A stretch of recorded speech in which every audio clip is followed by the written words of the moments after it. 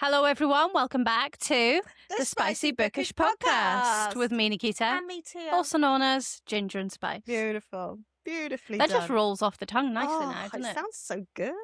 So if you're watching on video, we're actually sitting on the floor. We're on the floor. Leaning against the chairs. We could just sit in the chairs. I'm not going to lie, though. It is so fucking hot here. It is awful. So hot. So and stuffy. Spectacularly awful. And sweaty. And yeah, just all round awful. Ugh. And these chairs are basically just like fur. So sitting on them just feels extra warm. Yeah. It just feels a bit more breathy sitting on the carpet, on the Yeah. floor. And we've got a fan each. We do have a fan each. Two So fans. if you do hear anything in the background, I'm going to try and adjust the sound. I did it when we were outside and I don't think you could hear the fans, but I'm going to try and adjust the sound so that you can't hear them. But if there's at any point that you do, just know that that's what the buzzing sound is. Because we're fucking hot. It would be completely impossible to do this without Yeah. a fan each. We couldn't even have like one fan oscillating between us because that 3 to 5 seconds where it's not on you. One would cease to exist. Yeah. Yeah. It would come back on you. You'd already be a puddle. Just pass away. Yeah, you'd be gone. Yeah, out of it. So, drinks-wise, because we've been talking about this for the last couple of pods, I think. I bought a bottle of... It is ready to serve strawberry margarita. And it is absolutely delicious. It's like 19%. Tia's showing it to the camera now. And we've mixed it with... Yeah, baby. We've mixed it with Trip. You know those Trip drinks that you get? I think I already said this. Strawberry I can't remember if I one. said this in a previous pod. Yeah, we did it we had one last week, didn't we? Yeah. As a warm-up. Oh, yeah. So we're drinking that with an ice cube that's lasted 3 seconds. So that's They great. were massive ice cubes as well. That ice cube was the same size as the drink, It was huge. as the glass. And it's actually not even made it that cold. No. Because it's so warm in here. Basically, this whole podcast is just going to be a sob story about how hot it is and how hot we are. You've seen everyone online kicking off because everyone in Britain is complaining about how hot they are. Yeah. Everyone in other countries is like, get a grip. Get an Yeah. actual grip. But we love complaining. If it's too cold, I'm going to complain that it's too cold. If it's too hot, I'm going to complain about that as well. Too hot, innit? There's actually not almost much too of an in-between. Really random chat, but I prefer spring and autumn. I'm not like, I like going on holiday and I do like being in the sun, but for me, optimal temperatures and seasons are spring and autumn because it's like you can spend the day, usually, you can take like your jacket off from like 12 Yeah. o'clock, you know, have it off, it'll be nice, the sun's out, you can wear your shades, it's not too hot, it's also not cold. And then in the evening, you put a cardigan on or a hoodie on, jumper on. In the morning, you can go out with a little cardigan on or a blazer Yeah, or cute. whatever. Do you know what I mean? Yeah. I like that. And that's in spring and autumn. And I must say, I do love when it gets, when it starts getting slightly colder in the autumn, but the sun is still out. Yeah. You know, when it's like cold, but you can put your sunglasses on. Yeah, absolutely. Coat Absolutely love on, that. sunglasses on. Do you know what? Also, the thing about summer in Britain, like now that we're getting heat waves and shit because global warming or whatever, it's not the same, is it? You know, like when you go on holiday and the No. sun's on you and it's like, you know, like when you get off the airplane and that heat hits you and it's like, fuck yeah. Yeah. This is delicious. This is the best heat I've ever had in my face ever. Yeah. It's like walking out into an oven.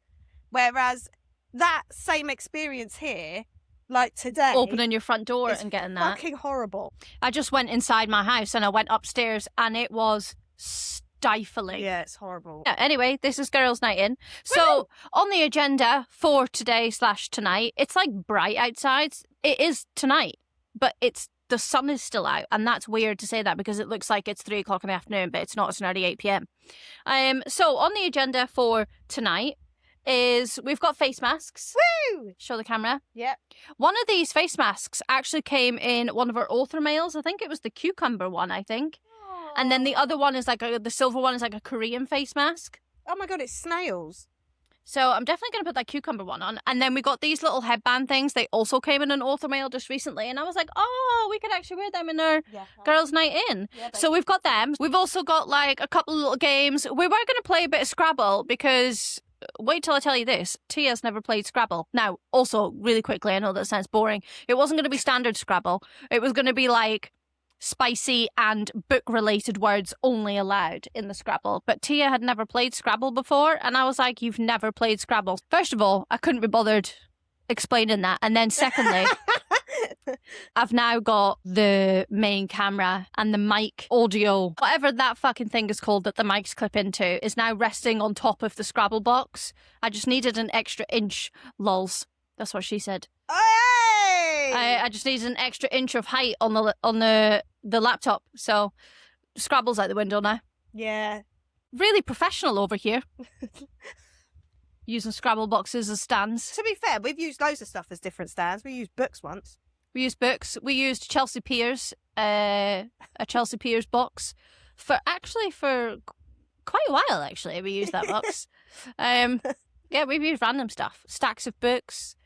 Yeah, when Whatever really we can get our hands on, really. we should just get A stand. I mean, it is on a stand, but the stand needs its own stand, Yeah.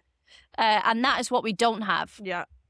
But fuck it, who gives a shit? No one fucking cares. No one cares. We are talking a whole load of shit now, aren't we? Yep. We're really talking a load of rubbish. Yeah, we've also got, so Scrabble aside, we do have, do you remember that game that everyone was playing for ages where they put the dental like mouthpieces in so you can see all your teeth and then you had to guess what they were saying? So you'd have to say something. We've got those like dental things, and I said to Tia to like make a list each of like spicy or book related words or phrases, and then the other person has to guess what you're saying. Yeah. So we're gonna do that, and we're gonna dribble all over ourselves. Oh, So sexy. That's gonna be fun. So sexy. And we've got little margaritas in a tin as well, and we do have a cake break. What did you buy for the cake break? I got muffins. We haven't had a Kipling cake break for a while. Do you know what's funny is that the OG listeners, because we haven't done one for quite really actually some time now. Since last year. We haven't done a proper cake break. Has No, it- we've done we have done cake breaks this In year. here. Yeah, we Have have. we? Yeah, just Oh. not too many. But the OG listeners do remember, and we get like comments every now and again, or like messages from people, like, and they'll be referencing the cake break, and I'm like, oh, you're an OG listener because we haven't done that for a little while, Yeah. not properly. Kipling cake break. We have a Kipling cake break, and we do need to like properly stock up the studio as well with snacks and stuff. The only reason we didn't do it previously in May is because we knew that you were going to be off. Yeah. We were like, well, there's no point stocking it up if you aren't going to be here for it. And that's it, really. Well, that's not it. Obviously, we've got books to talk about. So on social media, we did put up a post, and it was, these are the books that we think we're going to do for Girls' Night In, and then we had some reserves. Now, if anyone has seen that post, just to reconfirm, my books were, what were they initially? It was A Tongue So Sweet and Deadly by Sophia St. Germain, which I've got here, and I did do that one. And Play Along by Liz Tomforde, and we were doing that together. Yeah. And we did do that one. And the other one, what was the other one that we were going to do together? Smut by Karina Halley. Oh, it was Smut by Karina Halley. Yeah. But we ended up DNFing that one. Yeah. And I'd say I think I was probably the instigator behind that. And I don't know if that was a good decision or not, but I had read like 100 and something pages, maybe 110, 120 pages. And I don't know what you'd read, maybe like 20 or something like Yeah. that. And we were talking about it, and it did start off okay, but then I was just like, I'm not vibing with this at all. Like, I didn't like the characters, I didn't like the MMC. It was just like, and it was reading as if it had been written a very, very fucking long time ago. I think it was like 10 years ago, Yeah. maybe longer. And it just had a cover change. That's all, because I do think it was something like 2016 Yeah. that it was first written, and so much has changed since then in the writing styles, especially when it comes to like smut and spice. And yeah, it just wasn't giving. Oh, okay.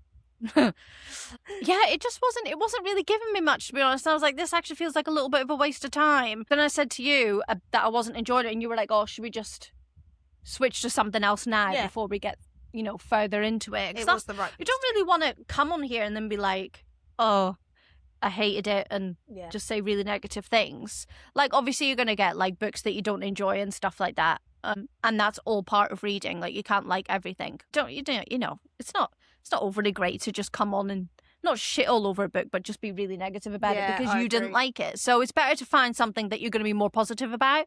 So we changed that book to The Other Brother by Tierney Page. Yeah. So I'm sure most of you probably follow her, but the influencer / content creator / author. I have to give her flowers because she is a very accomplished author now in a very short space of time. And I can't lie, the writing was fucking great. Really good. The spice. I had a great time. Fucking hell, those spicy scenes. Oh, you stop that right now. I mean, as you would expect, coming from her, you would, wouldn't you? Yeah. You go into it being like, yeah, if anything, if there's any part in this book that's really going to flourish, it's going to be those spicy scenes. Do you know what as well? That fucking male narrator's voice. Yeah. When he was saying all those words. Yeah. Oh, I could have physically passed away and been happy about it. It was good. I think we both really enjoyed that. But yeah, the audio was like 10/10. Yeah. The narrator's voice. Yeah. So we did play along on The Other Brother together. I did Tongue So Sweet and Deadly. Now we were going to do 4 books, but we actually forgot that we needed to add in The Secret Club. The audio book specifically for Ruby Skye. Now, we have already spoken about this book quite a lot. Recently, I was like trailing back through pods, and we had obviously talked about The Secret Stalker recently, which is a brand new release, totally different book. But we also did The Secret Club and The Secret Job. Well, you did it in our 5 Chili podcast, which was only a few podcasts ago. So because we've basically given the premise and the rundown of those books quite a few times, so we're not going to prattle through all that again, because I'm sure even the people that haven't read it probably know the rundown of this of that book if you're an avid pod listener by now. But we do want to talk about the audiobook specifically about that, because they are all being released for the Clarendon Playmates series. So we want to talk about the audiobook because, oh my god, the Australian accents were insane. Oh god, that man's accent. Oh dear lord. When he started saying words, I was like, this is me. This is me now. I'm hooker. I didn't know an Australian accent was going to sound like that, like at all. I really didn't know. I don't know why. I think it's because they're so chirpy. You know, like, and in my eyes, it was going to be something like really. Because they're jovial. That's the word. It's quite a jovial accent, isn't it? Like, I don't know. I've never associated the Australian accent with being sexy deep and sexy and I'm crawling. Yeah, but in this book, the narrators were given that. Oh, I would crawl. Yeah. Big time. Genuinely. Yeah, so that's the books that we're going to do. And what's the book you're doing? So my book that I'm doing myself is A Tongue So Sweet and Deadly. I was originally going to do Dear Stetson, I Want You, but I started reading it and I got about halfway. It started off well, and then I was kind of like losing interest in it, and I was like, I'm going to pick something else. So I ended up doing Cactus Heart by Clio Evans instead, which is hella pink. Yeah. And we like a little pink book. Okay, so I think we're going to start with The Other Brother by Tierney Page. So this is book 1 in the London Hearts series. Now, Tierney actually sent... Was it this book? No, book 2. Tierney sent book 2 to us. Actually, it was an arc. Yeah. And we did have intentions of reading it, but oh my god, we were so overwhelmed at the time. I do remember that. There's a lot going on. So much going on, and we were like, we will get to it, we'll get to it. Just to ourselves, we were just saying, no, we do want to get to it. Like, I do want to read it. And if you know her and anything about her content, you'll know that she is, like us, talks about the spice, but she's very funny with it. Like, her sense of humor is so good. Yeah. And I think, like, we always knew it was going to be a good book. Yeah. Given the way that she is as well. So we did want to read them, but I think ideally we did want to start at the start. So anyway, when it came to changing smut to something else, we were like, oh my god, should we read it? It's pink. It's giving girls' night. It's the right vibe. It's spicy. It's such a cute cover as well. Yeah. It's a really nice cover. Yeah. And it fits the vibe. Yeah. So we just thought, fuck it, we'll do it. And there's an audiobook as well. And I had a wonderful time. Me too. I thought it was really funny. Yeah. There were so many funny bits in it, and I like that because it was like her personality shone through. Yeah, I agree. I actually have a note about that as well, about how you could see it wasn't like over the top either, in the sense of like her trying to inject, or an author trying to inject their personality too much into a book or too much into a character, but you could see her personality throughout it and her sense of humor, and I really, really loved that. It felt really genuine as well. So I'm just going to give stars and chili rating straight off the bat if you just want to do yours as well. Yeah. So I gave it 4 stars and I gave it 3.5 chili peppers. I gave it 4 stars and I gave it 4 chili peppers. Yeah, I was toying between 3.5 to 4, because when I went back over my notes, because for me the standout thing in this book was like the spice and the dirty talk. Oh, it was so good. That was like the standout thing for me that I took away from this. So what we're going to do is we'll do a very, very brief, quick rundown, and we're going to do that for all the books today. So we're not actually going to go as in-depth into all of these books as we usually do, because we want to do like our little games. We want to have a cake break, want to put a face mask on. Yeah, cutesy. Okay, do you want to give a very quick rundown of the other brother? Yes. And then we can talk about some like quotes or whatever it is we want to talk about from this. Okay, so in this one we have got April, Lucas and James. This is not a wide choose, but Lucas is in there for now. So at the beginning, April is at her engagement party. She's getting engaged to Lucas. Straight away, by the way, page 12 was when the first spicy scene was. And I appreciated Was that it? a lot. Yeah. God, I don't even remember. Yeah. So Lucas corners her in their bedroom, and this is what's on page 12. He goes down on her, and then James is knocking on the door, and he's like, "Are you coming down? It's your engagement party." Oh, yeah. Yeah. Oh, yeah. Are you coming down? Because it's your engagement party. And then they That's both right, look all flustered, and then James is looking at her. So James is Lucas's brother, is looking at her, and he's like, "Oh, she looks great after a little climax." So yeah, that all unfolds. They're getting engaged. Rah, rah, rah. So then a few days later, she is going through Lucas's phone, and she finds this sort of online OnlyFans / poetry situation that he's got going on. Yes, weird. It was so weird. Where he like takes pictures of himself and he uploads poetry and he tells everyone he loves them, and he's just got this massive female following. And she was like, "No, definitely not." So they end up breaking up. And then she's going away with the girls, and the girls are like, "I'm really sorry, but we didn't know who else to pick to look after her cat." And it ends up being James. So James turns up. He's like, "Yeah, no worries. I'll look after your cat." The cat is fucking hilarious, by the way. Shits on the carpet all the time. Great. Love that. So her and James, they end up having like a little chat, but nothing more than that. Then when she gets back from the holiday, they end up going to a gig, and he is playing, because he's a musician, at the gig. And then she's like, "Oh, he does look good. He does look tasty." He then says, "Look, I'll take you home," because she's had a few drinks. They end up going home, and she's like, "Do you want a glass of wine?" And he's like, "I probably shouldn't, because I will not keep my hands off you if I have a glass of wine. Let's have a tea." They have a tea, and of course, there's some little touchy-feelies. Then he's like, "I'm going to go, because, you know, we shouldn't do this." He goes. 2 months later, because they don't talk to each other, they end up bumping into each other in a coffee shop, and then he's like, "Will you come to my gig tonight?" And she's like, "Yeah, I will, actually." She goes to the gig, they have a chat, and they end up doing it. And it was fucking brilliant.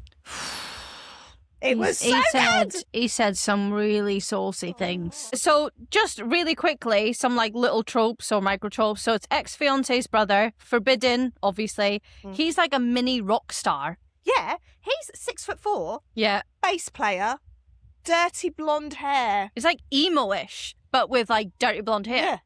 Which I thought was like... Oh, he's a bit of me. Yeah. I love that shit. We have a fuck it. We have a good girl. And she's also really tall as well. She was 5'9". That's really fucking tall. So he had to be 6'4". Well, yeah. That's really fucking tall. Isn't that how tall Cecilia is in the Ravenhood? I think so, yeah. Because we were like, why is she up there? Yeah. Why is she so far up there? Yeah. Yeah, wild. That took a reread for us to realise Yeah. how tall she was. I'm pretty sure it was. Yeah, I don't think I clocked onto that the first time. Yeah. Also, he chose his guitar pick, and I'm not gonna lie, that was so fucking sexy. Yeah. I've never seen a guy chewing his guitar pick, but in my head, I was like, that is fucking hot as It's shit. giving like cowboy with a toothpick. Yeah. Oh. Yeah. I know. Nice. Yeah, I really like that as well. Yeah, give it to me, all of it, right in my face. Do you have any favourite scenes or? Yeah.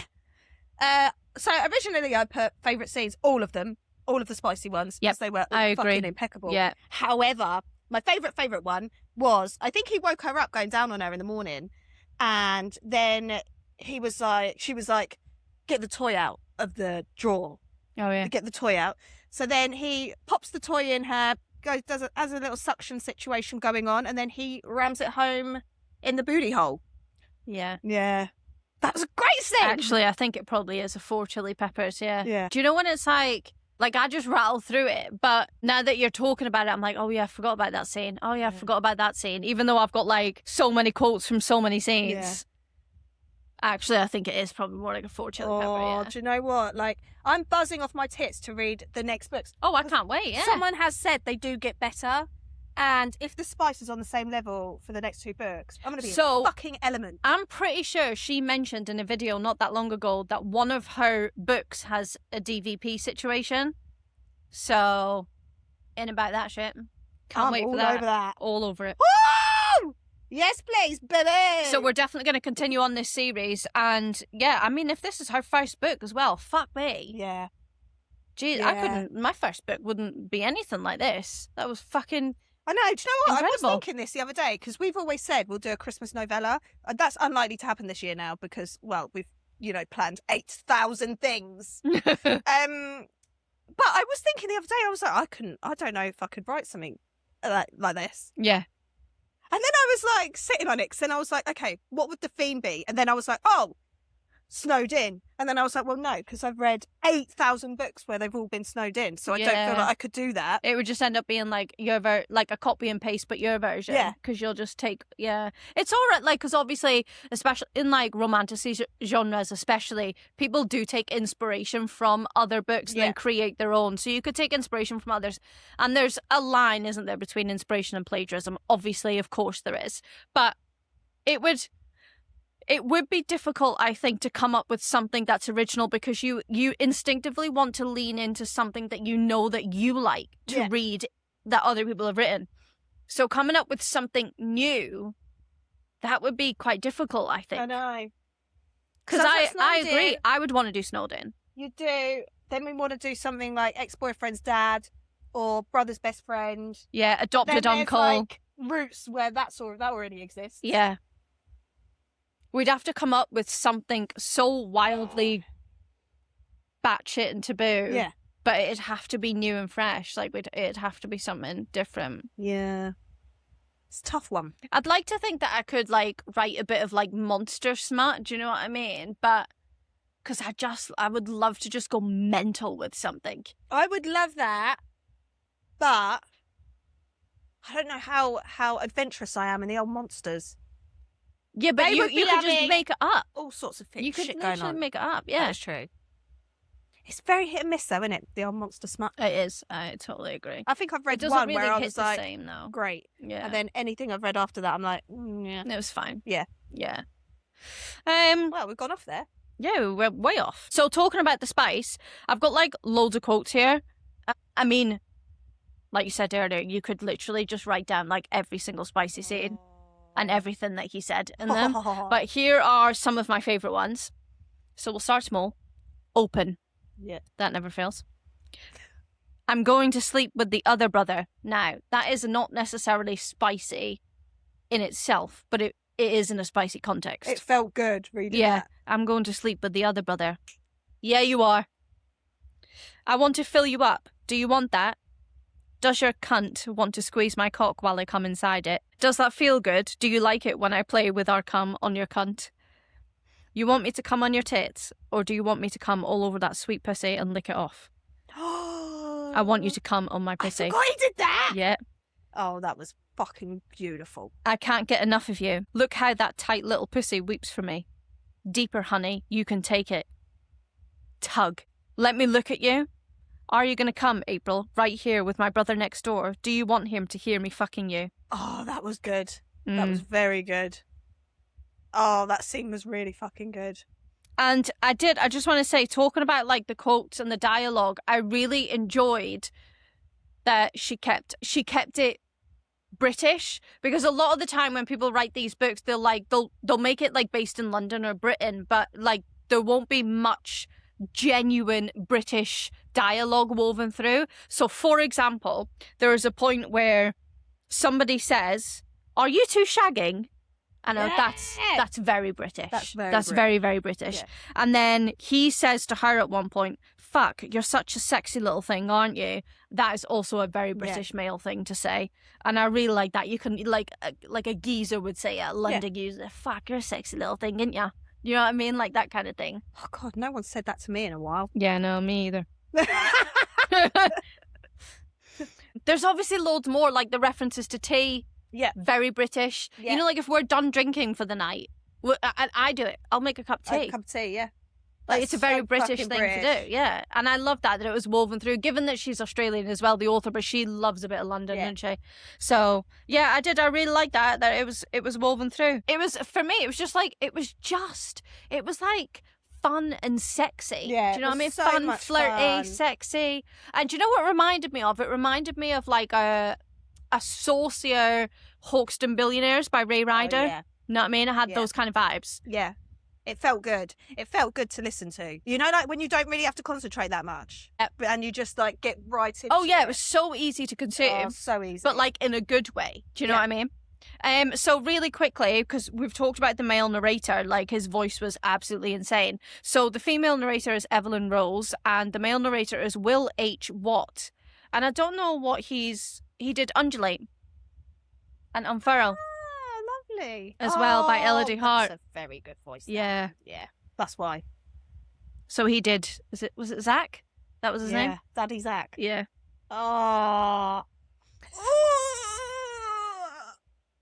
Have you got Just anything exploded. else?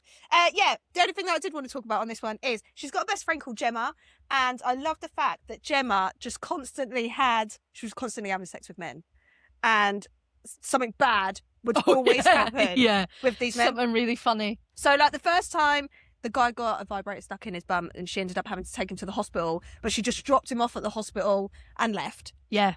So he was waddling in with his vibrator in his bum. Yeah. That's so funny. The next one, the guy stood on her foot, so then they had to end it. It couldn't go on. Oh, yeah. And then She like twisted her ankle or something, didn't she? because she couldn't walk. Yeah. The last guy, short bloke, tiny dick, who wanted to split the bill, and he shoved his sausage fingers that tasted like cottage cheese in their mouth. Ugh. That's rank. I just thought that was absolutely fucking hilarious. Whenever she came up, she would come up with something really funny, and I thought it was a really good little friendship dynamic that they had. There was, I totally three of agree. them. Yeah. Zero judgment. Yeah. Like totally open with each other. Oh wait, I wonder if the books are about. Oh, it could be. I wonder if they are. Yeah. Isn't one of them like the green one? Isn't that Irish based? I have no idea. We'll find out when we read them. I think one's workplace. Oh yeah. If I made that up, I don't know. I have no feel idea. like I might have. Yeah. Never mind. Okay. So we've done our first one, so we have rattled through that quite quickly. So I hope you like this new side to us, where we do things quickly. Oh my God, it was so fucking quick. More efficient, more quickly, more energy, more footwork, more energy, more footwork. Okay, so we're going to do another book, and we're going to do Play Along by Liz Tomforde. We're kind of rattling through them, so we're just going to get through the other one that we did together, and then we're going to stop, we're going to play a game, have a cake, put our face masks on, Woohoo! and then get through the last of the books. Yay! So let's do Play Along, which is book 4 in the Windy City series by Liz Tomforde. So I don't know if anyone remembers, but initially when we did... What was the first book called? Mile High. Mile High. Mm-hmm. I was like, absolutely not. That was so boring. It was fine, but it was just boring, really slow paced, and the spice, like, it was a bit too tame for me. Like, I accepted it for what it was, like, but it just wasn't for me. Yeah. And I was like, I'm not doing it. I'm not doing the rest. And then everyone was like, oh no, you got to meet Ryan Shea. Like, you need to read the next book because they do get better. You got to read You've got to meet Moneybag Shea. So we're like, fine, we'll do the next one. I'll do it. Yeah. I read the next one and I was like, look, it was better and there was some like really good scenes, but I still wasn't like, oh my God, this is incredible. But then I was forced to carry on because we did what was it? A Convince Us to Read? No, I think we did a Convince Us to Read these books and then everyone we were said... basically bullied into it. Yeah. So we did Caught Up. And coincidentally enough, or funnily enough, ironically enough, it ended up being one of my favourite books of the year. It was insane, especially for a series that I wasn't even going to continue I either. know. And you was vocal about that. Oh, very. I was kind of like, yeah, but you were like, no. I'm not doing it. Yeah. Yeah. I was dead set that I wasn't going to continue on, and then you all bullied me into it, and then I did it, and ended up being an amazing read. Yeah. So thank you all, first and foremost. You were correct. For bullying me into reading that. And I absolutely loved it. So then we did Monty's book after that, before we did book 4. We went and did Monty's book when it came out. That was really good. Really enjoyed that. Yeah, I love that. And then we went backwards then to do Play Along book 4. Yeah. And straight off the bat, I still prefer Caught Up. I still prefer Kai's book. I still prefer Kai in general as an MMC from the whole series. I prefer that book. That is my favourite book in the series, even over Monty's book as well. I don't know how you feel about it. So I feel like Caught Up, Play Along, and Monty's book are all at the same level for me. Wow. And also, fucking hell, these Rose brothers. Like, sandwich me up, baby. Yeah. Just Yeah. get me right in there. I will be the filling to a Rhodes Brothers sandwich. If you could do a why choose situation with the Rose brothers, yeah, you would. Like, absolutely. Oh, defo, one in the front, one in the Those back. two characters would have made an amazing MFM why choose. Oh, I'd DVP that shit. Yeah. You wouldn't Yeah. even have to ask. You just go for it. Just Just- slip on straight in there. Slip and slide, baby. Yep.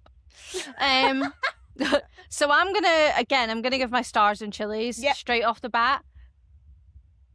I don't know if anyone's going to be upset by this because I'm actually on the fence about how to score this. So for me, it wasn't quite a 4, but I feel like 3.5 is an injustice.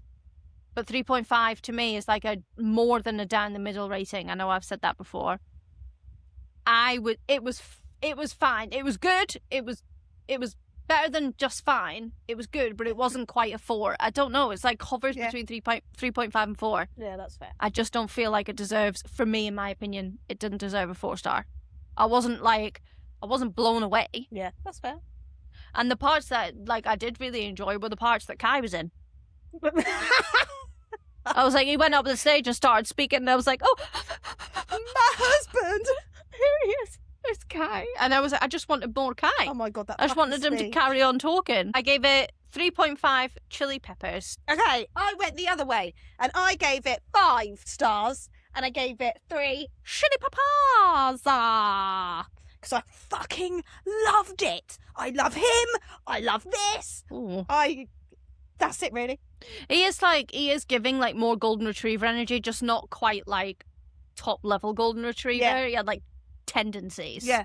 Sprinkling of the old Yeah. golden retriever. And I did appreciate that, but that's not. I prefer grumpy and brooding, and That's why we get on well, because I would take a Saya and you can have Kai. Skye. Yeah, absolutely. Yeah. Do you want to do a rundown quickly?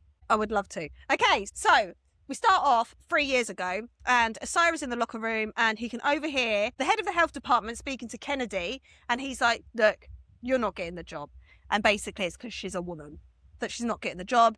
And Asira's listening to the whole thing, and then she goes off into the toilets, and she's like crying, and he like basically like consoles her and is like, you know, everything will be okay.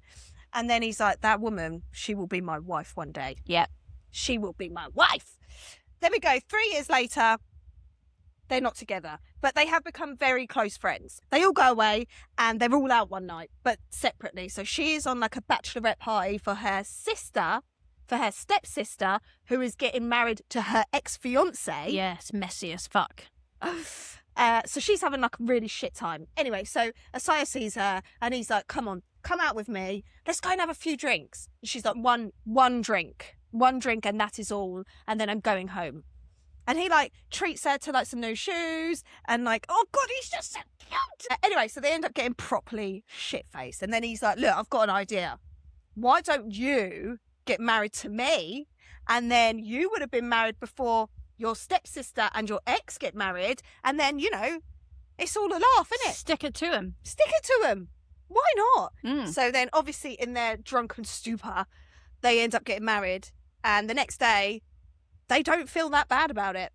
They're kind of like, oh, fuck it. I mean, see what happens. She is obviously a little bit worried because, well, she is not meant to be going out with anyone that's in the team. Yeah, so she went for like I think it was like the lead doctor role she went for like 3 years previous. And on her form it said Kenny. So the guy, the head of the health department, assumed she was a bloke. So when she turned up and she was a woman, he was like, you can't get the job because you're a woman. You're a woman. But you can do this really shitty job, which is like being a skivvy in the department.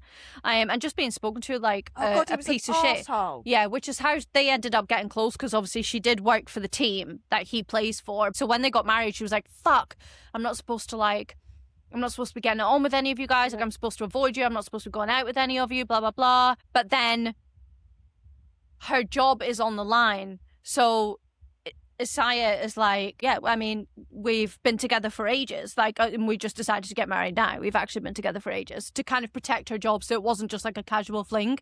So they were like, okay, well, you know, there's not actually any rules against husband and wife's working together. So they decide to stay married for, I think it was like 6 months or something. Yeah, because she was going for another job because she does want to progress in what it is that she does. Yeah. And she had 6 months until she would have been leaving. And he was like, well, I'm going to make her fall in love with me in these 6 months. And he does. And he did. And he did it well. Yeah. So her thing is, she's never had like any affection from her family when she was younger. And that has like come out in all of her relationships because she doesn't know how to like deal with touch or like be affectionate to her partners, which is how her and her ex ended up sort of breaking up and it getting all very messy. So he was like, well, can I touch you? And she was like, yes. And then they had like this little agreement that he was then just going to like teach her how to, you know, do bits. And it had to receive and give affection, even just like, sexy. even things like hugs. Yeah. Like he would just like randomly hug her so that she could get used to the feeling of just being hugged without it being awkward and being able to receive it and then give it as well. And then obviously he introduced her to like their like little did they call them family nights? I can't remember what they called it. Yeah. But they all got together and had dinner and stuff like that. And then obviously everyone was hugging each other, so she had to get used to it. There was moments where like he would just like keep his hands to himself and just let her explore his body because she just wasn't used to like having the respect and the freedom and the safety to like explore that with somebody. Her ex-fiance was a fucking prick, and he told her that she was like, he just told her all the time that she was like shit at giving blowjobs and just like, you know, really terrible at everything. And so yeah, he just made her feel comfortable and safe in exploring affection, and I thought that was really lovely. I loved him. I loved him so much. Yeah, he was great. I do have like loads of quotes for this one as well, actually. Okay, so let me just rattle through some of these quotes. Yeah. So I've got, don't fucking apologise. Now get on your knees in front of me. Take it out. This is one of my favourites, this one. Get it wet, spit on it, lick it. I don't give a fuck, but get it wet for me, Kenny. That was good. I nearly really fucking passed away. Yeah. Are you going to be a good little wife and swallow it all for me? Good. Now take a deep breath because it's the last one you're going to get for a while. Huh. So pretty like this, mouthful of my cum, now swallow it.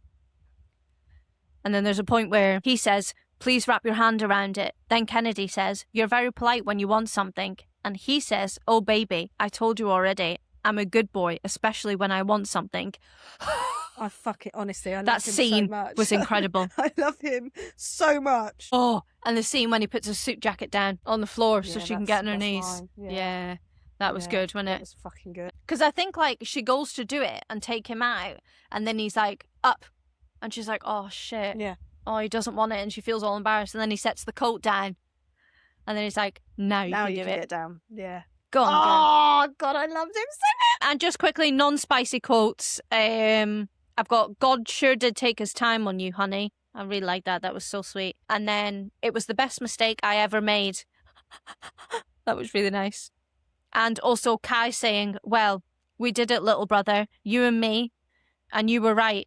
It feels good when you end it like this. And that was the quote when Kai said that. At that point, because I like welled up and I was like, okay, I know for sure I'm going to cry in the last book.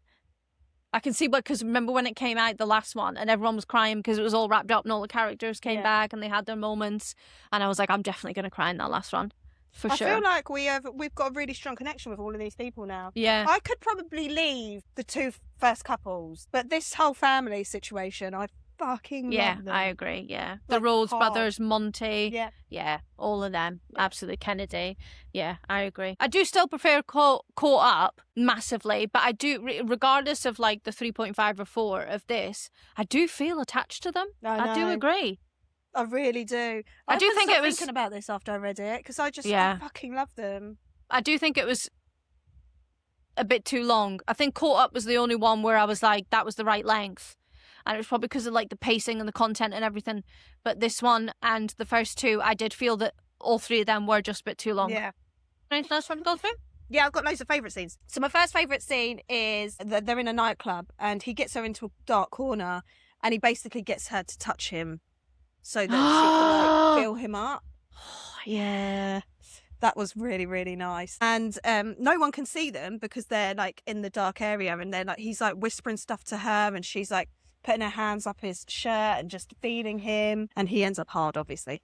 Classic. Oh my God, it was insane. It was so good. After that scene, that's when they both realise that they're basically fucked. Because they had their first kiss and then neither of them can stop thinking about this first kiss. I loved it. Next favourite one is the one that you've just mentioned. So that originally came out because she's at the bar having drinks and she's talking to this other guy and in her head, she's like, I need to learn to talk to other guys. I'm not going to be with Asaya forever. So I might as well talk to this guy. So she's talking to this guy and then Asaya comes over and he's like, this is my wife. Like, fuck off. Anyway, so the guy goes and then Asaya storms off and he's like, I'm really angry at you right now. Like, I do not want to talk to you. Just leave me alone. So he goes to his room all angry at her. So then she's like, no, fuck this. So then she follows him to the room and he's like, don't talk to me. Do not talk to me. I don't want to hear it. And she's like, well, there's other ways that I can show you how I feel about you without talking to you. And that's when she goes to get on her knees. And then he's like, no, up. And then he puts his jacket down and then he's like, back down. Yeah. Thank you. And then she gets him up and finishes him off. But then also he tells her that he wants to be taught how to please her as she does it to herself. So I think she starts like circling herself. So then he does it after her with his tongue. Oh, and then, yeah. like, she was like pinching herself or saying like that. So then he would do it with his mouth and it was, Yeah, I forgot about that. utter Oh my gosh. perfection. Yeah. The next favourite scene, which I'm really surprised you haven't mentioned because we love talking about things like this. Her ex-boyfriend always used to say that she's got small tits and that her tits are horrible. And Oh. he was like, yeah, yeah. you know where I'm going. Fuck, I forgot about this. Yeah. And he's always like, your tits are fucking perfect. Like, you were made for me. Anyway, so he finishes on her chest and then he just fucks her tits and says that they're like the best thing ever. And I loved it. And then my last favourite scene, this is not a spicy one, but this one nearly had me crying. So at the end, slight spoiler, so he can't see red colours. So he doesn't actually know the colour of her hair. Like, he's never seen the colour of her hair, but she's got auburn hair. So in his head, he's like, okay, well, I can kind of picture it. She ends up getting him these glasses where when he puts the glasses on, he can see the colour of her hair. Yeah, because he's like colourblind. Yeah. So I think he said he sees reds as more like blues and greens, I Yeah. think he said. So I was like, oh my God, she's just been walking around with like blue-green hair. Yeah. And then he gets to see her and then it's like, Because everyone always talks about the colour of her hair and he only knows it because other people have told her and he calls it Kennedy red or Yeah. Kennedy auburn or something like that, he calls it. So yeah, he finally got to see it. Because at first he was like, okay, you got me sunglasses, like, okay. And then, but he won't Thanks. try them on. And she's like, Just put them on. just put them on. I want you to see me. Yeah, that was really So sweet. cute. Yeah. And then he's like, oh my God, you are like the most beautiful person in the world. I love him. Yeah. I still love Daddy Kai. Yeah, that's fair. Yeah. Which actually, genuinely, I genuinely thought that when Monty's book came out, he was going to take the top spot. Monty was. Yeah, from Kai. Honestly, all three of them are something else. Just absolutely incredible. Oh, yeah. Incredible work. Yeah, absolutely. Go on, Lizzie. Yeah, smashed it. I am looking forward to finishing the series, I can't lie. Like, Yeah. it feels sad to finish it, but I'm looking forward to finishing it. And we can be part of the gang. I feel That's like read we're going to have to get it. Windy we're gonna have City. to do it, haven't we? Yeah, Soon. finish it, yeah. So that's the 2 books that we've read together. And the ones that we've got left to do after we have our little intermission. Is that what it's called? An intermission? I like that. Thanks. Yeah. I'm going to do A Tongue So Sweet and Deadly. And you're going to do Cactus Heart. by Clio Evans. Okay, so now we're going to play a little game. We're going to put like these mouthpieces in. Let me show the camera.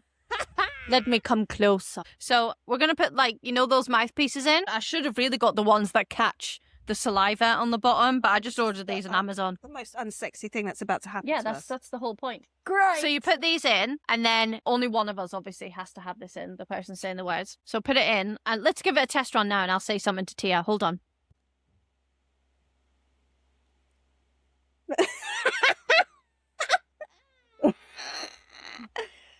That's Hi. the best thing I've ever seen in my life. All the cold air. All the cold air. What? All the cold air from the hands is lower than our teeth. No, yeah. Oh, I'm sitting. That's so sexy. Okay, Yeah. let you say something. Ooh. How Right. very salivary of you. Let you think. Okay, right. I got one. Yep. Cottage. Right. Can to the cottage. Ah, that's too easy. Can to the catted. Can Can. Can Tan. to Come to the the cottage. cottage. Come to the cottage. Yeah. Oh, yeah. Oh, I need to take this out. Who's got the cottage? Heated rivalry. Yep. That's very good. Well done. Okay. Oh, yeah. But you got to face the camera. Okay. If I catch you, I catch you. If I catch you, I fuck you. Ah! Yeah. Well done. I think Oh. I'm pretty good at it. Yeah. Ready? Yep. Road essay. What? Raid essay. Ray dash me. Nine. Mine. Tattoo. Yeah. Yeah. I didn't even say the last one. I didn't even say the last I one. know, because I knew. Okay, your You're turn. going to do anything Wade Ashby. I'm on it. Yeah. You got to give me a harder one now. Okay, ready? Yeah. I feel like I'm talking normally. Can you understand what I'm saying? I understood that bit. I feel like I'm talking normally. Can you understand what I'm saying? Yep. Okay. I don't find you to hear me.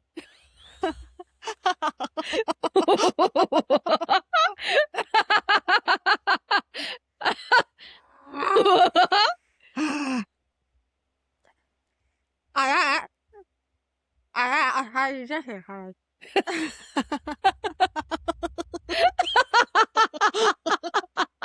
I have no idea. You're going to have to start again. It's so funny. Wait. Oh my god. Okay. Okay. Okay.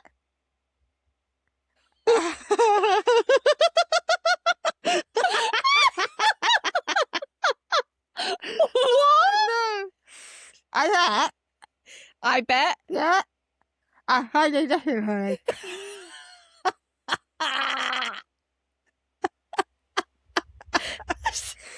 I bet. I find you to hear me. I you find you to hear me. I need you to see what is my view. Wait. Yeah. I find you to hear me. Let's do it again. Yeah. I bet. I find you to hear me. I bet. I find you. Yeah, Drippy. Dripping.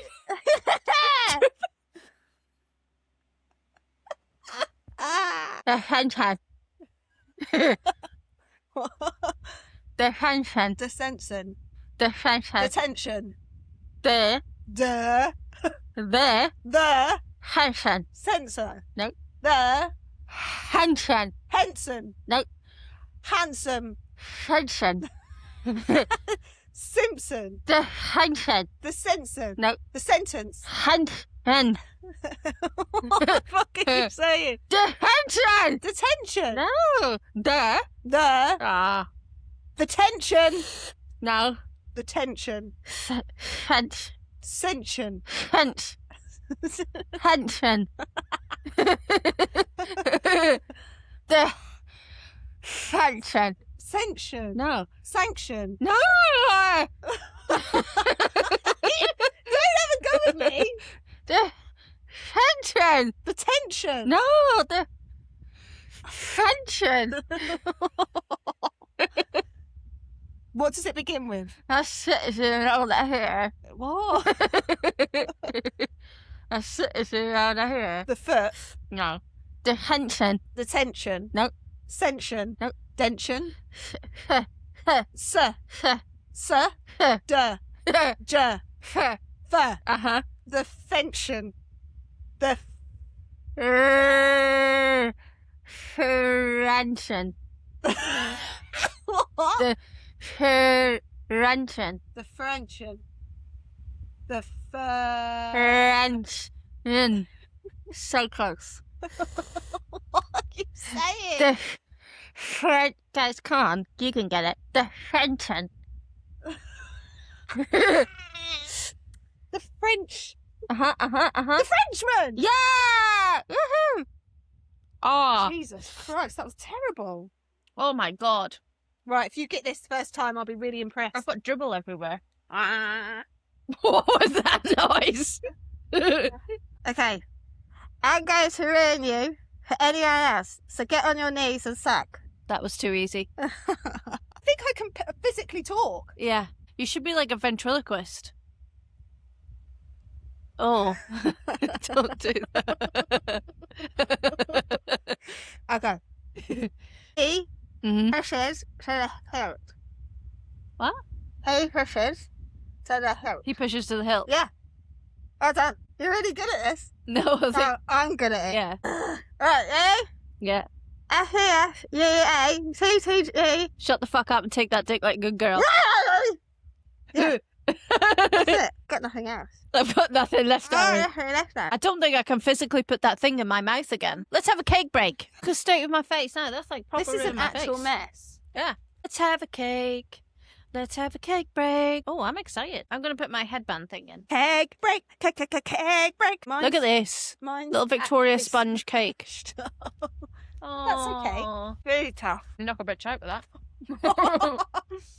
That's hard. I had to put a cake in the fridge because it was so warm today. But then the cake went hard. We've got these Haribo rainbow stripes, like fizzy. They're so good. I'm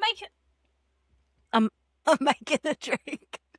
So I've just put on these little eye mask things. I'm not joking, I found them in my daughter's bedroom. And Tia's got on face putty, which actually is giving proper girls' night in, because now you actually look like you're pampering yourself. Yeah, I know. I've got a vibe going on. Yeah. And I didn't even have to take off my eyebrows. I'll put the wide angle on really quickly here. Hi. So you can see our plethora of things on the carpet. Proper girls' night in. Yeah. Because we got all the shit is on the floor. Yeah. We are included in that shit. Yeah. We are the shit. We're part of the shit. Excellent. So we're basically, sorry to be eating and talking. What we're going to do now is we're going to go over the books that we read individually. So Tia's going to do Cactus Heart, I'm going to do Tongues of Sweet and Deadly, and then we're going to finish up with The Secret Club audiobook. Yeah. By Ruby Skye. Okay, are you ready? Yes.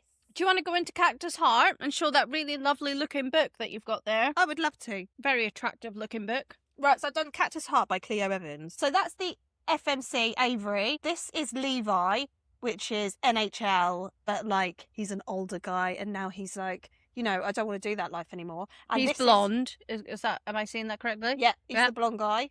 And then this is Matteo, who's got a sexy stash, slutty glasses, and he's a Nice. firefighter. And he's Mexican. I'm not going to lie, I was slightly disappointed about this book. Oh, no. Because I feel like this book should have just been a spicy book and that's it, nothing else.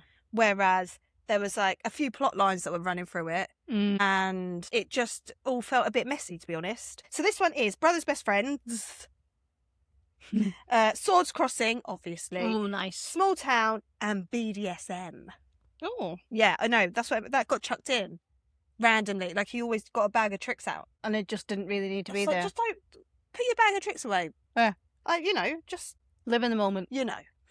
Anyway, so it starts off. So we've got Levi, who is currently living in like Minnesota, and he's in the NHL, and then he has an injury. So then he's like, "Do you know what? I'm too old for this shit now.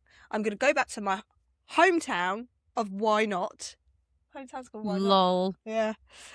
Why not? And, you know, I'm just going to chill out for a bit, have some me time, and then I'll decide what it is that I'm going to do with myself. So his best friends are Dallas and Austin, and they are brothers to Avery. So Avery's the FMC. So Avery is a artist, which is very cute. She's got like black hair with like blue tips. Very cutesy. We like her. She's sweet. And then her best friend is Matteo, which is the firefighter. So they obviously like each other, but they've never done anything about it because Matteo is also best friends with her brothers. Anywho, it starts off, she's doing like a little art situation. She's doing an art class, and both Levi and Matteo come to the class. Everyone's just kind of getting to know each other, and so Levi's turned up in his sports car, and he's actually living opposite Avery, and she doesn't know that it's him. So they're at this little art situation. They're all getting to know each other. And then like a few days later, they go to yoga and they all get to know each other. And then they just go like sort of bump into each other everywhere in the town. Like Levi's car breaks down. He drives over a cactus. So Matteo has to go and save him. And it's all just very cutesy. Matteo and Levi end up liking each other. But then both of them also like Avery, but no one wants to say anything to anyone because they don't know how to because of the brothers. So Matteo goes over to Avery's and he's like, look, why don't we just have a secret relationship, me and you? Let's do this. And then she's like, oh, you know, I'm not really sure. And then she's like, oh, fuck it. Like, I might as well go for it. But then he's then got cold feet and he's like, oh, no, maybe I shouldn't do that either. So then they part ways and then they don't talk to each other.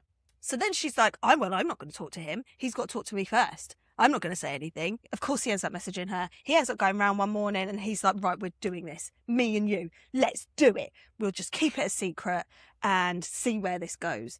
So like there's this really like sexy moment where he like grabs her wrists and then pushes her up against the wall and is like kissing her. And then he goes down and then he hooks her leg over his shoulder and just goes to town on her down below areas. Oh. Like a ledge. Old Matteo with his sexy stash. And she was like, you could feel the stash. And she said it was nice. And I was like, you go, girlfriend. Anyway, so while he's down there, she's getting all flushed. Obviously, she's climaxes. And then Levi turns up at the house because he saw the truck outside and he wants to know what's going on. So they answer the door. They're both flushed. Levi's like, oh, sorry, like, I didn't know that this was going on. So then Levi sort of runs off. So then they're like, we should bring Levi on into the group because it just makes sense. Yeah. You know, because we all like each other. So then Matteo goes and speaks to Levi. They end up doing it, Levi and Matteo, which was tres good. And then he's like, well, okay, so me and you like each other. Now we need to bring Avery into it. So then Avery and Levi then get together and she's like, maybe we should do it with each other. So just so that we know that we're compatible. And then if we do it and we like each other, then all three of us can be together. So Matteo and Avery have now done it. Then Matteo and Levi have now done it. And now Avery and Levi have now done it. So now they're all going to do it together. Whoop, whoop. Yes. And I'm not going to lie, it was just fine. Like, there wasn't any scenes with them all together where I was like, got the major feels. Really? Yeah. Because a why choose is usually a fail, especially when it's MMF. Yeah. So sword crossing with a female. Yeah. That's usually like, those scenes, the group scenes for that are usually like always a fail safe. But so Matteo, he was very sexy to be fair, because he likes to guide all of the situations. So he will always be the dom. And then Levi will be the sub, and then she'll be the sub, extra sub. And like, there was one scene where Matteo got his bag of tricks out, and he had like a cock ring on Levi, and he had like chains coming off it, and they were all attached to different places. Then he put this like hood on him so he couldn't see what was going. And honestly, there's so much going on. I was like, this isn't for me. I don't think. I was just going to say, I don't think I would enjoy that. No, this isn't great. The scenes with them individually, like the starting scenes, I really enjoyed those. Yeah. But then when they came together and he started getting his bag of tricks out, I was like, nah. So it was very cutesy, but there was also this BDSM situation going on. And also, there was like different family dynamics that were like running through like on the plot lines as well. So it was like her side of the family, like her mum, she doesn't really get on with her mum. And obviously her brothers are really overprotective. And then you've got Levi, who's then deciding whether he's coming back to the NHL or not. And there was a lot going on. And it didn't need it. No. It doesn't even look like, it's not like it's a hefty book. I know it's tall, but it's not like it's a hefty book.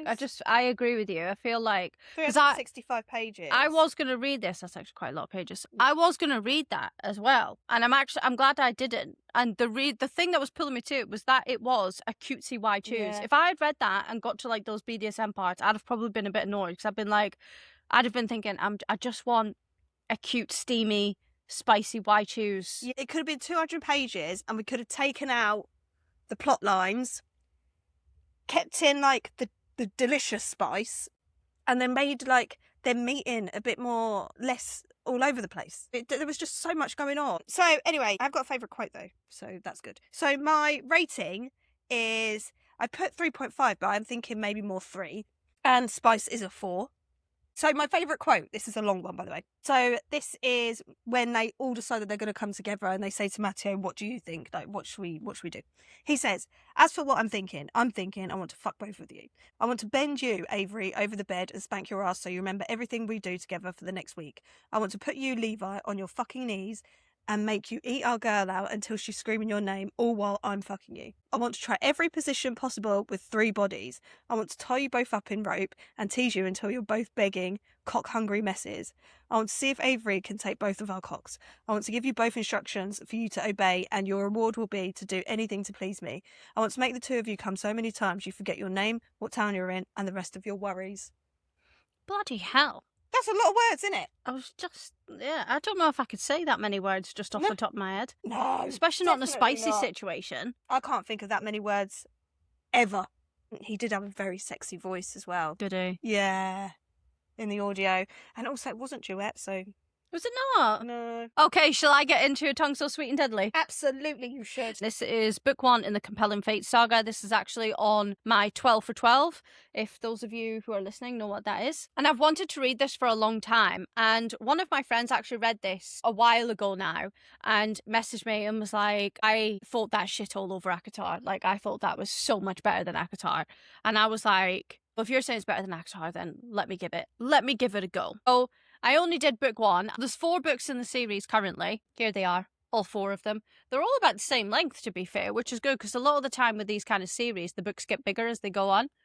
The first one is nice and pink, fits with the vibe. I don't actually have much to say about this because genuinely, this first book is like setting the scene for the rest of them, and it was really slow paced. There wasn't much happening. It was like introducing us to the characters, to the world. It was building up.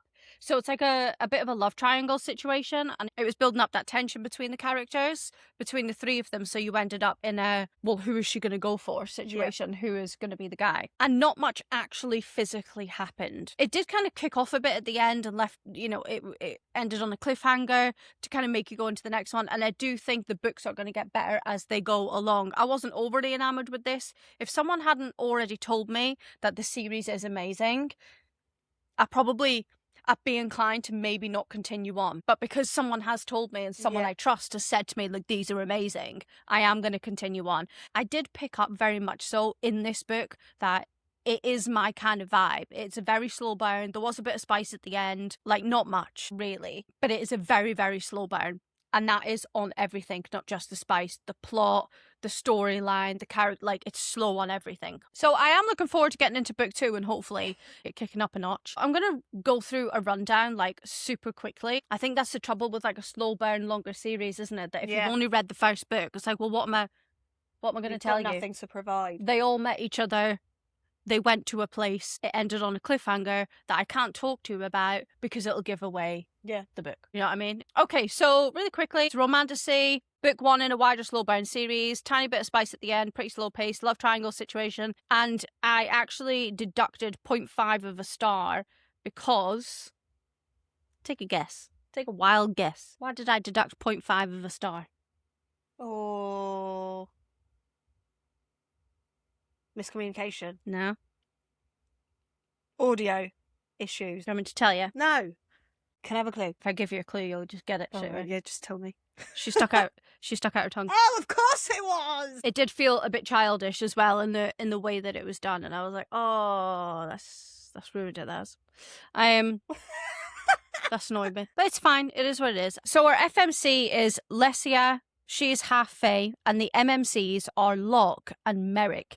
Now, Merrick is a bodyguard it's kind of like a bodyguard / soldier, if I understand that correctly, for the king, and he ends up becoming Lesia's bodyguard for reasons which I will tell you in a moment. So she's half Fae, and a little while ago she did something really bad and she ended up in the royal cells. So the king had her locked up. So she's in these cells, and then she gets out and she has a discussion with the king, and she ends up in this kind of like oath bond. So she's like tied to him, and he's like making her do something. He basically wants her to do his bidding for him. And as part of this bond, she isn't able to discuss it with anyone. So if anyone asks her, you know, a specific question about like, what are you doing for the king, or what is that tattoo on your arm which signifies the bond to the king, the oath bond, she physically can't talk about it. The words won't come out. But her bodyguard, Merrick, he knows, he understands, so he knows that she can't talk about it. So, as part of the king wanting her to do her bidding, the city is looking for a new regent. And when I say regent, I don't mean like a queen, I mean like a mayor of the town/city. The election's coming up to get a new one, and the current sitting regent is a guy called Locke, and he is one of the MMCs. So this is one thing that I did really like about it, and it definitely, in my eyes, it took inspiration from the Hunger Games. But when they were doing where you have to suggest yourself to be put forward for these elections, like, oh, I want to be regent, I want to give it a go, so you go up on the stage. So at that point, you've got like the stage, the main guy comes on, like in the Hunger Games, and says, you know, oh, we're going to election, blah, blah, blah, blah, blah. And then the candidates come on stage. If you want to be a candidate, you have to put yourself up. So basically, a volunteers tribute situation. Yeah. That was basically what happened. And I enjoyed that part of it because it was given Hunger Games vibes. So she ends up having to go up, volunteer to be a candidate to run for regent. She obviously ends up meeting Locke. So she's a nobody, like, to these people of this town. And she's like, how the fuck am I going to become regent? Like, nobody even knows me. People are going to be like, why does this half-fae woman want to be regent? Like, no one's going to want me. No one's going to want me in this position. So then she meets Locke. Locke was also a nobody, and he just basically rode in with his band of merry men out of nowhere, did like really good deeds for the people in the town/city, and basically became regent. But the nobles fucking hate him. So the king and all the nobles and all the highborn people, they fucking hate him because he's all about the people. But obviously, that's not beneficial to any of the nobles. So they want to get him out. That was giving Robin Hood vibes. He was giving very much like sexy Robin Hood in my eyes. He was kind of like, so Locke was arrogant, confident, sexy, you know, like I said, giving like Robin Hood kind of vibes. And then you have Merrick, who, after the king sent her away to put herself forward for regent, sent Merrick with her to be her bodyguard. And then she ends up obviously getting close to Merrick, naturally. I do love me a good bodyguard story, I can't lie. You? Yeah, I do. I don't feel like I know any. Well, it's Poppy and Castile from Blood and Ash. Oh. That's how they started. He was her bodyguard. And I think that might be where my love for that stems from, because I fucking ate that up. That first book especially. Anyway, I digress. And that's it. That is genuinely, that is it. She then enters into the quote-unquote competition to become regent. And I say competition because they then they get taken away. I can't remember how long it's for. I think it's like 2 weeks or something. And they have to complete like a set of trials, but they also have like, they're not given any food and they have to like sustain themselves. It was all a little bit weird, actually. And then they have to complete these like trials, and then it's leading up to this kind of like big debate. And then so obviously Locke is also there as well at this place, completing these trials, but also Merrick, her bodyguard is there, and Merrick knows that she's supposed to be getting information from like Locke and feeding it back to the king as well. But then she's getting close to Locke, and there's obviously a connection there with him. But then she's also getting close to Merrick, her bodyguard, because it turns out that he's not actually how he originally seemed. So I didn't like him at the start, because I was like, oh, he's a bit of an aggressive prick. Like, but then as time goes on and the secrets and stuff come out, you realize, oh, actually, he's maybe not as bad as you think he is. Oh. So then she starts getting close to him. And right now, at this moment in time, from the end of the book, I'm swaying more towards Merrick. Right. He's like more dark and broody and grumpy, more muscular, more built, because he's like a soldier, like a warrior, rather than like the old sexy Robin Hood floating around, prancing around, Love that. stealing from the rich and giving to the poor type of situation. Yeah, magic system wise, I was thinking about this because there actually wasn't that much magic woven into book one, but I can see that it will start to come out in book two, because they actually do mention about the different types of magic. So you have mental magic and elemental magic. So elemental magic is obviously from the elements. So you've got like earth, wind, water, and fire. And then mental magic is of the mind. So you can manipulate people's minds, make people think certain ways, forget things. Like you can say to them, forget this ever happened, you know, all that. And that's what she is. She has, as far as I understood it, she has mental magic, because she has the ability to tell someone to do something and they'll just do it. Yeah. And then it ends on a cliffhanger, basically. And I'm excited to see where it goes, to be honest. I've got no idea who she's going to end up with at all. In an ideal world, she'd end up with both.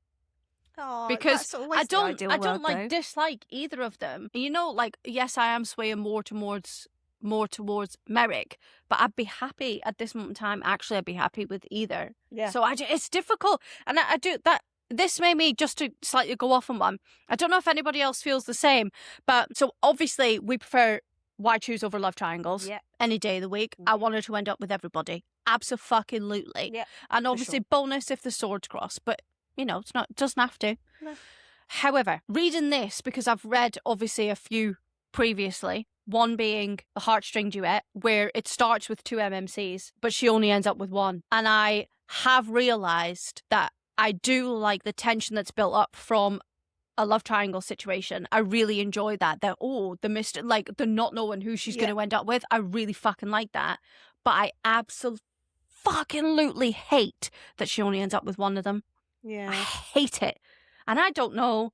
The only way to fix that problem is to end up with both. Yeah. And so I just don't. And so I'm like, I do like a love triangle until she has to pick. Yeah.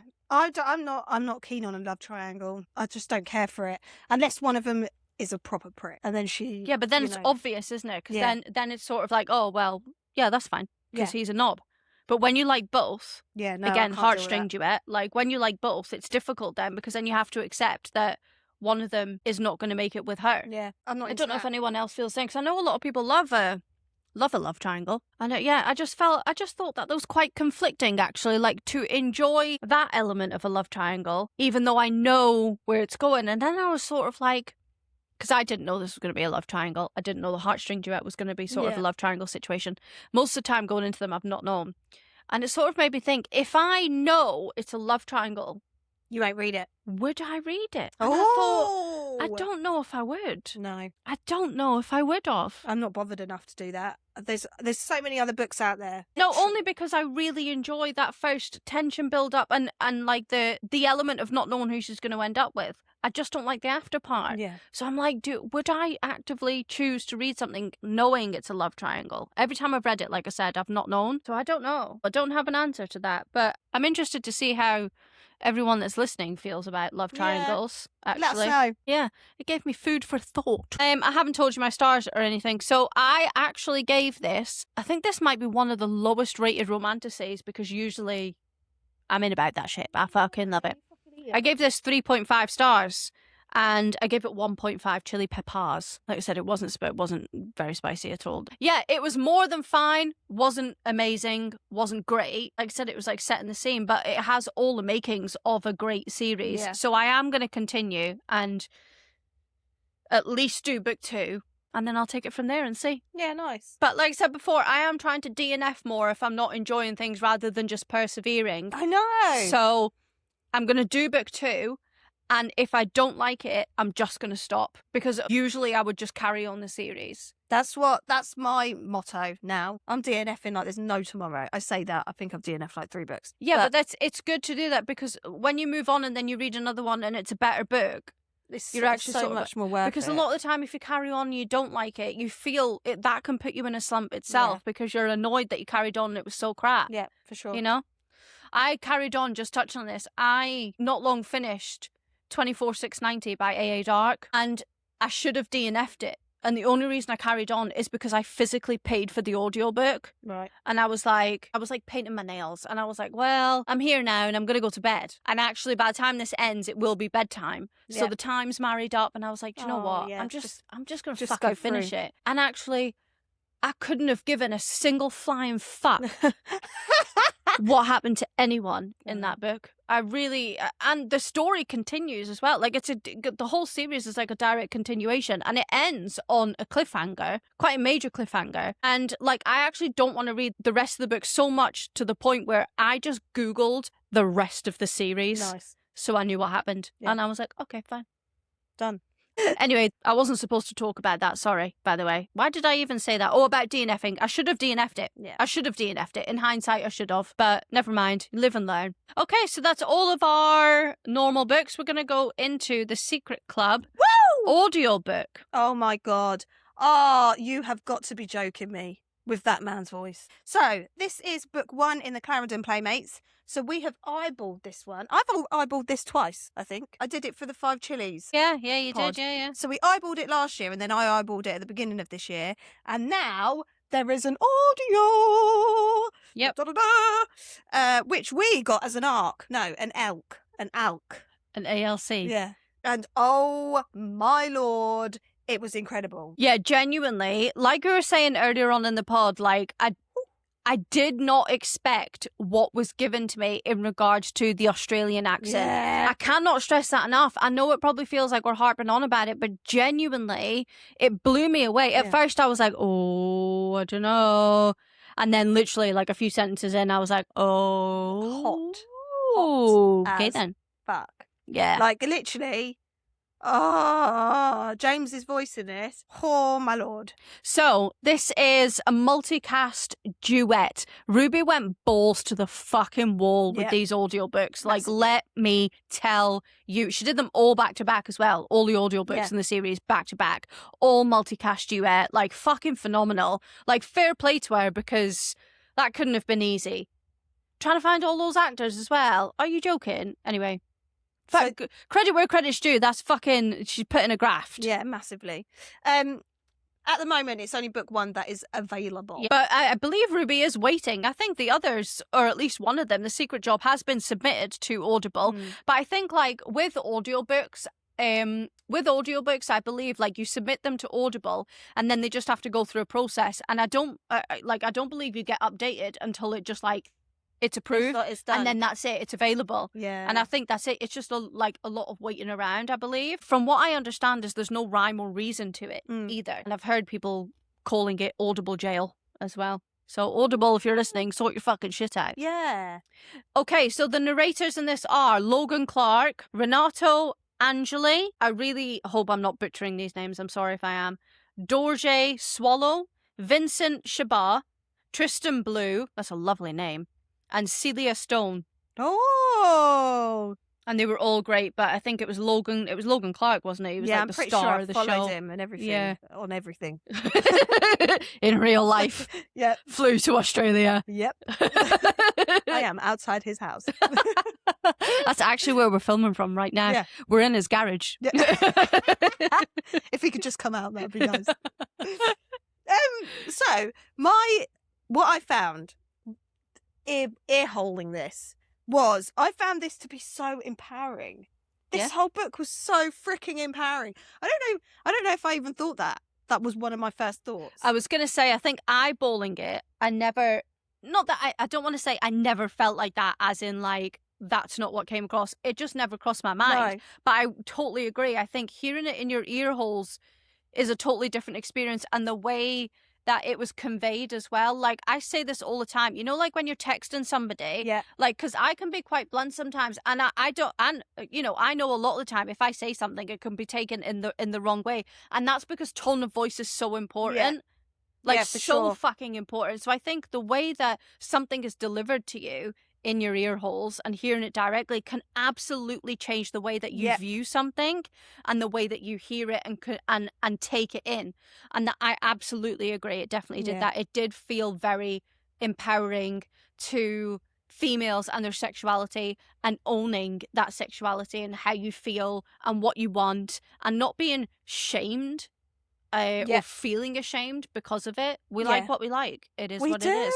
And you just have to do whatever works for you. Like, I know that this is a fictional story, but if that's what worked for the main characters, and that's what worked for James, her husband, and he enjoyed it and he got off on it, because let's be honest, it's a very real thing. Husbands do get off on it. That's what fucking swinging is. It's no different. There's fucking swingers. There's swingers clubs all around everywhere. If you're not into it, you won't really know about them, but they're absolutely fucking everywhere. For sure. People are doing it right under your nose. There's swinging cruises and all sorts of shit going on. So it's very much a real life thing. But I don't know why that when a woman puts it in a book, even though it's nowhere near as insane as what goes on in real life, for some reason it's shamed or it's frowned upon. And I fucking wholeheartedly disagree with that. And I love how this came across. I really do. Yeah. And I love how Ruby wrote them as well. Also, so obviously hella educational, but listening to the 8-man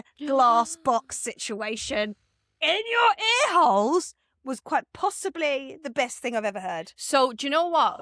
Reading with my eyes, The 8 Men was like phenomenal, insane. And when I was reading it in the 8 Men scene, I really enjoyed Darcy, the sleep guy, and Tom. Yeah. I really liked him. When I ear-holed it, I liked Blake and Jake. Oh, yeah! I was like, I am in about that. Which surprises me because Immediately. you're not that sort of person. No. Yeah. But like with the audio, I was like, okay, no, the way that these are coming across and the voices and everything that they say, it was, I was like, yeah, actually, I really like these two. Yeah. And it's mad, isn't it? How you can change the format and get somewhat of a slightly different experience. I thought it was fucking lovely. Yeah, I thought it was impeccable. I had a fucking great time. Really quickly, before we wrap this up, I do want to give an honorary shout out to James, her husband, in this, because what I didn't expect was, like, I knew that he was giving off like sort of like dominant vibes to some degree in the book when you read it with your eyes, but listening to him say things like, I want your arse tonight. Oh God, he was so great. He was so great. I was like, oh my God. So holy fucking shit. I'm pretty sure it's like on page like 3 or something. Yeah. He's doing her in the booty hole. Yep. Excellent. Loved it. And then like you don't really get a lot of him, but then when she agrees to do this, he just really comes out there, doesn't he? Yeah. He's giving all of the daddy vibes. Oh God. Oh, like, yeah, he was giving like big daddy vibes. Yeah. Daddy James, his voice was incredible. Oh, I implore you Lord. to listen to this. Yeah, I really do. If you're planning to read these books, I would say definitely try and immersive read it. I mean, any experience is a great experience, whether you eyeball or audio. But if you can audio it, I would say try and audio and eyeball at the same time, because it really does heighten it. Oh God, what an experience! And also, like Tia said, hella educational as well. And like, you don't have to enjoy every single job she goes on or every single scene. Take it for what it is. Like, just enjoy the ride. You know what I mean? Enjoy the education you're getting. Honestly, some of these fucking scenes are absolutely mental. Yeah, the whole pet play thing really wasn't for me. Oh my God, the stretching one. No. That Gape. was wild. Oh, She was I want to see you gaping and he gape was for like, me. sticking his tongue in there. No. Close that gape up right now. That should not be gaping. I should not be able to see your organs. It's true though. You could. Yeah. You see right in there. Yeah. Anyway, that wraps that up. That wraps up this podcast. We'll definitely do another girls' night in, but I think we'll probably maybe leave it a while until we get like darker nights a bit earlier. It'll be all cutesy and shit. Yeah, so we can have like our little lights on properly and just make it more cozy. And then we can actually like get some other games and stuff that we can be bothered playing, because genuinely it was so hot today I just couldn't fuck. Yeah, so we can get some more games for next time. Actually, sidebar really quickly before we go, I did buy, did I tell you this, guys? I can't remember. I did buy Cards Against Humanity, but a Qatar version. Now, I think it's unofficial, obviously. It's not even an official Cards Against Humanity. I think it's just someone who's released. It's like a Prithian version of it. It's not called Card Against Humanity, but I found it on Amazon. And actually, I took out the box and I was looking at some of the cards. I was actually, this is actually pretty decent. So we were going to play that. That was the intention. But we were like, oh, we're going to be doing ACOTAR reread. And obviously, we have the ACOTAR brunch as well in a few months. So we were like, actually, should we just leave that game and then we can play it in our reread podcasts instead? Anyway, we're going to wrap everything up now. We've been filming for 2.5 hours. Should we do a cheers? Cheers! We'll see you next week for our wrap-up podcast.